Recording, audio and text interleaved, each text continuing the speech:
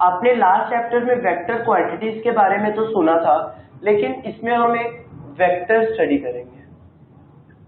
Vector क्या होता है?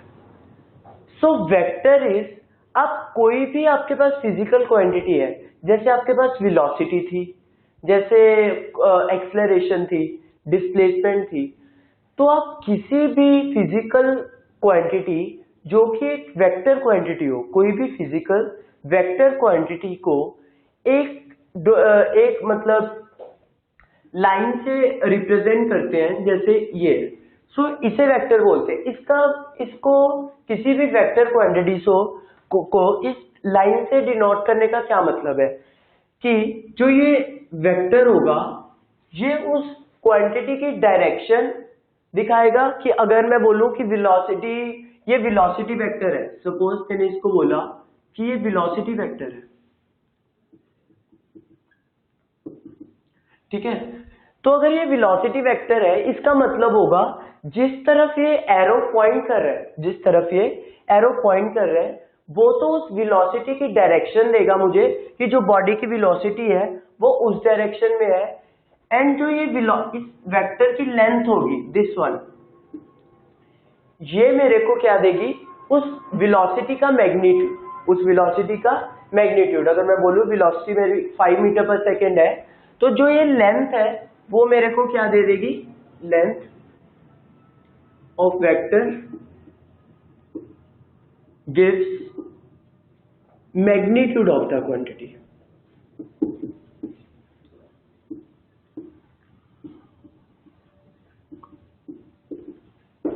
ठीक है, तो length of vector gives magnitude of quantity. And ये जिस तरफ ये एरो है, तो वो मेरे को क्या देती है?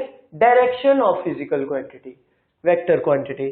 सो ये तो था मेरा वेक्टर का कॉन्सेप्ट। हम वेक्टर का और थोड़ी प्रॉपर्टीज भी स्टडी कर सकते हैं कि जो वेक्टर्स होते हैं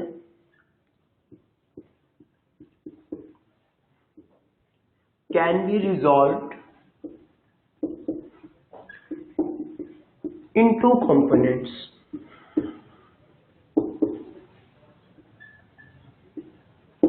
हाँ, सो इसका मतलब क्या है? Vectors can be resolved in two components. So मैं इसका आपको एक एग्जांपल देके समझाता हूं। सपोज ये मेरे पास कोई ऑब्जेक्ट है, कोई ये मेरे पास ऑब्जेक्ट पड़ा हुआ है, तो आपने इसके ऊपर एक रोप लगाई, लेट्स से ये, ठीक है, एंड एक रोप आपने इधर लगाई, ठीक है। सो सबसे पहले एक कोई बंदा इस रोप को खींच रहा है ऐसे। तो जब ये इसको इधर खींचेगा, तो जो ये मेरा ऑब्जेक्ट है वो इस डायरेक्शन में मूव करेगा, ठीक है। अगर यही बंदा इस ऑब्जेक्ट को इस डायरेक्शन में पुल करे,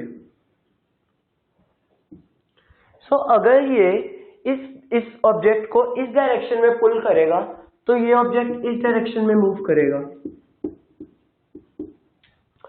तो अब आप सोच सकते हैं कि अगर जो ये मैन है इसको इस डायरेक्शन में पुल करे, एंड कोई नेक्स्ट पर्सन इसी ऑब्जेक्ट को एट द सेम टाइम, उसी टाइम पे इस डायरेक्शन में पुल करे, क्या प्रॉब्लम है मेरे पास?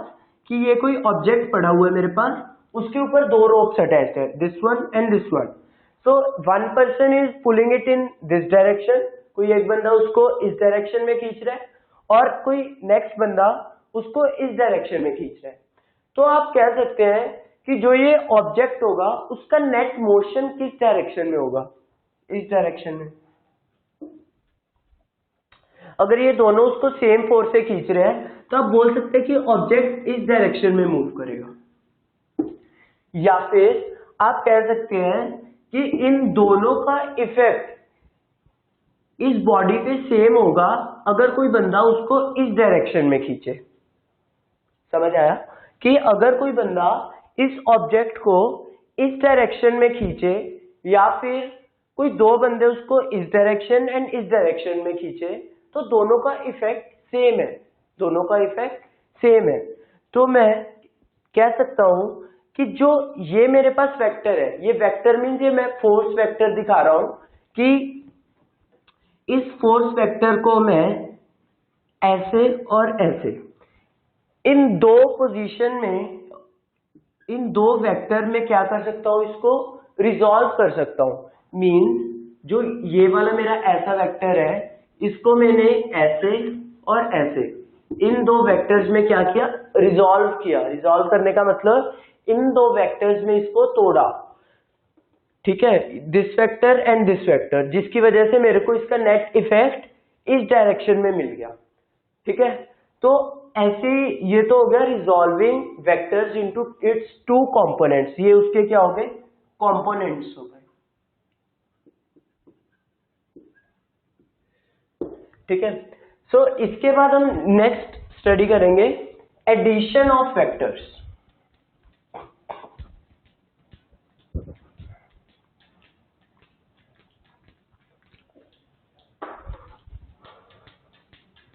एडिशन ऑफ वेक्टर्स, नाम से क्लियर हो रहा है, वेक्टर्स को ऐड करना। Addition of vectors, addition of vectors.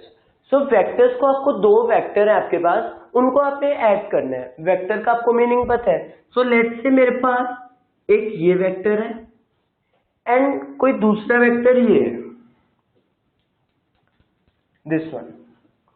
सो आपने इन दोनों वेक्टर्स को ऐड करना है। वेक्टर्स को ऐड करने का क्या मतलब है कि जो बॉडी पे इफेक्ट इस वेक्टर का हो रहा है एंड बॉडी पे इफेक्ट इस वेक्टर का हो रहा है, आपने उन दोनों के इफेक्ट को सम करना है। उन दोनों का इकट्ठे जब दोनों वेक्टर्स उस बॉडी के ऊपर होंगे तो उन दोनों का कंबाइंड इफेक्ट क्या होगा। तो क्या करें आप, जो इसकी ये टेल है, इसको टेल बोलते हैं, इसको हेड बोलते हैं, इसकी टेल उसके हेड से कोइंसाइड करवा दें। तो कोइंसाइड करवाने के बाद ये ऐसी रहेगी। जो ये वेक्टर्स होते हैं ये फ्री होते हैं, आप इनको कहीं भी ऐसे मूव कर सकते हैं। तो मैंने इस वेक्टर को उठा के यहाँ पे इसके ऊपर मूव किया तो ये ऐसा बन गया। तो जो इसका हेड है और इसका टेल है, आप इन दोनों को कनेक्ट करें दिस वे। सो ये आपको क्या दे देगा, सम ऑफ टू वेक्टर्स।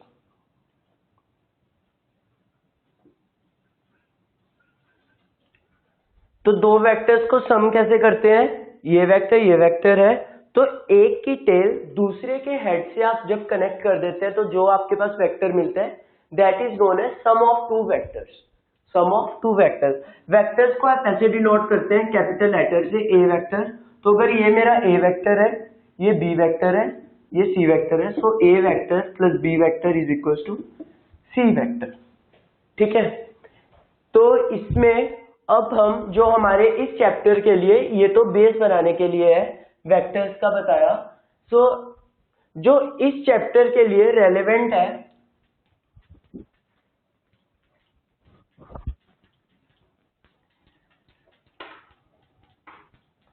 वो है मेरे पास पोजीशन वेक्टर्स। क्या है, पोजीशन वेक्टर्स।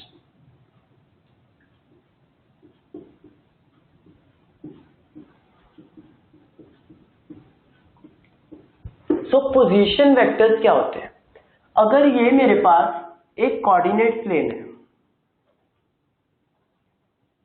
कोऑर्डिनेट प्लेन का मतलब सबको पता है, ये 0 एंड ये मेरे पास कोई भी इसके ऊपर एक पॉइंट है, ये एक्स एक्सिस है मेरी और ये Y axis.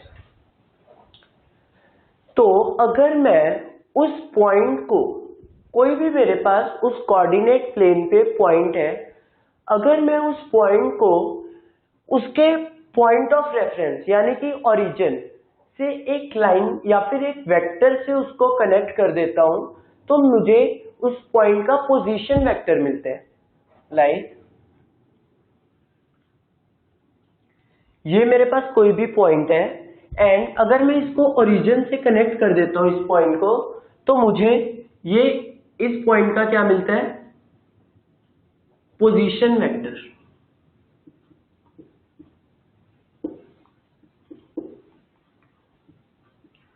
So this is position vector of this point. ठीक है, तो अगर आपको इसका पोजीशन वेक्टर ये है, तो जैसा मैंने आपको पहले बताया कि वेक्टर्स कैन बी रिजॉल्व, तो वेक्टर्स को आप इसके कंपोनेंट्स में रिजॉल्व कर सकते हैं।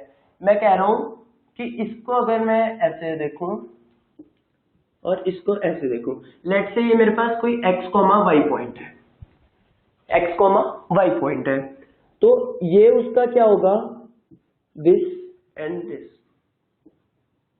सो अगर मैं इन दो वेक्टर्स को ऐड करूंगा, this vector and this vector, so इन दो वेक्टर्स को ऐड करने के बाद मेरे पास ये वाला वेक्टर आएगा, this vector plus this vector. अगर मैं इसको x बोल दूं, x वेक्टर, और इसको y vector, and this is position vector से p। सो मैं कह सकता हूं p वेक्टर मेरे पास x vector plus y vector आएगा। ठीक है, तो जैसा मैंने कि बताया कि जो वेक्टर होता है उसका एक लेंथ होगी, उसका मैग्नीट्यूड होगा और एक डायरेक्शन होगी।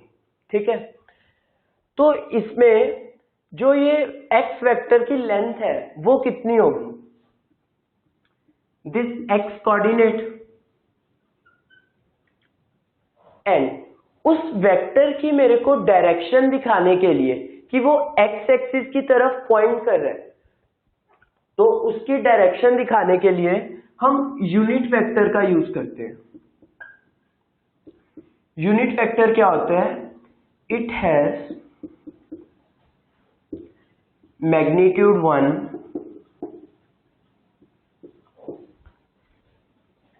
And direction. इसका मैग्नीट्यूड 1 होता है और डायरेक्शन होती है। अगर जैसे मैं x एक्सिस की बात करूं, तो इसका जो x एक्सिस की तरफ यूनिट वेक्टर पॉइंट करता है उसको हम i कैप से डिनोट करते हैं, i कैप, ये कैप i कैप। ठीक है, और जो y एक्सिस की तरफ यूनिट वेक्टर होता है उसको हम j कैप की तरफ डिनोट करते हैं। ठीक है, तो अगर मैं बोलूं आपके पास कि ये एक यूनिट वेक्टर है, अगर x एक्सिस की तरफ वो पॉइंट कर रहा है, तो मैं कह सकता हूं कि अगर ये लेंथ 1 है मेरे पास, तो ये मेरे पास i कैप वेक्टर है। i cap means x axis को दिखा रहा है, 1 i कैप। ठीक है, तो अगर मेरे पास मान लो 5 लेंथ का वेक्टर है, x एक्सिस की तरफ पॉइंट कर रहा है लेकिन उसकी लेंथ 5 है, तो मैं बोल सकता हूं कि मैं इसको 5 टाइम्स कर दूं, अगर मैं इसको, तो वो इसके इक्वल आ जाएगा, तो इसको मैं 5 i कैप बोल सकता हूं। तो multiplication with the unit vector बोले तो ये आपको पूरा वेक्टर मिल जाएगा। तो उसी तरह यहां पे मेरे पास x वेक्टर है, तो इसकी लेंथ x है, तो इस वेक्टर को डिनोट करने के लिए मैं कैसे करूंगा, x i कैप। इस वेक्टर को मैं डिनोट कैसे करूंगा, x i कैप, एंड जो ये वाला वेक्टर है मेरे पास y वेक्टर, उसको कैसे डिनोट करूंगा, अगर ये मेरे पास लेंथ y है क्योंकि ये कोऑर्डिनेट्स x, y है, तो y j। ये समझ आया कि ये x i कैप वेक्टर होगा और ये y j कैप होगा। तो आपको समझ आया होगा कि जो ये p वेक्टर अगर x vector plus y vector है, एंड मेरे पास जो x वेक्टर है वो x i कैप है, and y vector y j cap है, तो p वेक्टर मेरे पास क्या हो जाएगा, इन दोनों का sum x i cap plus y j cap, x i cap plus y j cap. So ये आपके पास कॉन्सेप्ट है कि आपको किसी भी अगर वेक्टर का पोजीशन वेक्टर दिखाना है, तो जस्ट आप उसके कोऑर्डिनेट्स x एंड y उसके साथ i कैप एंड इसके साथ j कैप मल्टीप्लाई कर दें। तो जो वेक्टर्स को मान लो ये आपके पास एक p वेक्टर है, इसके कोऑर्डिनेट्स है x1 y1, और आपके पास एक q वेक्टर है, उसके कोऑर्डिनेट्स है x2 i cap plus y2 j cap. So अगर आपको p vector and q vector को ऐड करना है, अगर आपको p vector and q vector को ऐड करना है, तो आप कैसे करेंगे, इन दोनों को है x1 plus x2 I cap plus y1 plus y2 J cap.